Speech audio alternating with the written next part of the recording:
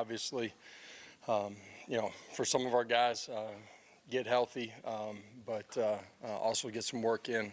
Focuses on us, fundamentals, technique, things we control. Got to take a step. Young guys got to continue to grow. Been a point of emphasis here, with our team meeting and today out on the grass. So back end of the week, staff will have an opportunity to get out and go recruiting as well. So multiple things that we got to get accomplished this week. Start with Rob. Coach, when you guys didn't go chase a bunch of receivers in the portal, did you know this was coming with Chris? Did you suspect this was coming with Chris? I mean, was that one of the reasons? Anticipated, believed that he had a chance to grow and play at the level that he is right now, but not just him, the entire room. At the end of the day in this game, at every level, but certainly here, it's about development as well, and like the traits that we saw in Chris and guys that we had in that room, liked what we were bringing in. It was about development. You guys heard me say that off season, there was a point of emphasis. Young guys can't be young, and that was certainly true for freshmen. It was new guys, but guys that hadn't been in our program very long. Coach Pope and that wide receiver room have done a great job of continuing to grow, and obviously Chris is who you asked about initially. Has played extremely well. Done a great job one-on-one situations, going, attacking the ball, making plays, and been a big part of our success that we've had. Coach, what's the most important part of kind of keeping a team motivated during the bye week with 2 weeks ahead of the next game after such a big win on the road? You can point to last year and the way that we played, coming off of a bye week. You look at last week, excited, happy about the way that we competed, went and played the next play, next series, the way that we finished the game.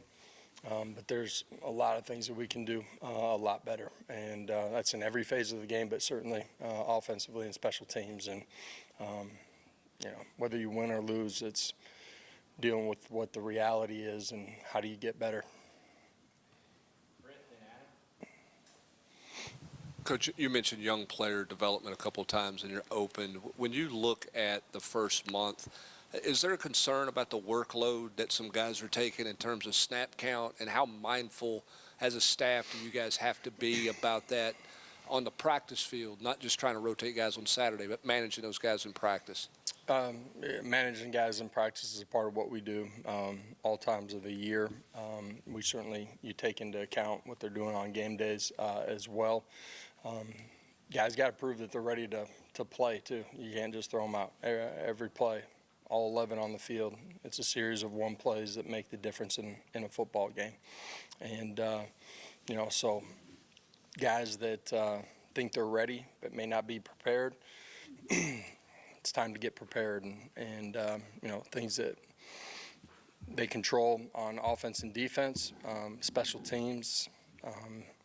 The reality is you're also getting ready to go into a long stretch in this league. And, it's just the nature of this league, the physicality of it, the violence of it, that, guys get dinged up playing consecutive weeks after one another inside of this league. And so there's going to be guys that are going to have to step up during, next week when we get to Arkansas, but throughout the course of it too. So continue to get guys ready and prepared to go play at the level that they need to. Josh, now that you've seen the film, how did you think David Sanders performed on the drive that he was in? And how do you determine what his role is moving forward? Rotational, start? How do you determine that? Thought he went in and handled himself extremely well. First action of the season, 7 minutes and change to go in the ball game on a drive where you got to go score and tie it up. And, it was something that I pointed out to everybody in our team room. I just used the word prepared, right? He was prepared for that moment, went in and executed and handled himself the way that you need to go score on a drive. So, we're going to need them all as the season continues. So fight, strain, and compete. and take what you want individually, and then ultimately us as a football team too. Joshua Josephs obviously impacted the game, and he's always critical of himself and thinks he should do better. But what have you seen from those Leos? How pleased are you with how they performed? Yeah, glad that he's critical of himself and wants to continue to improve. Great players continue to do that.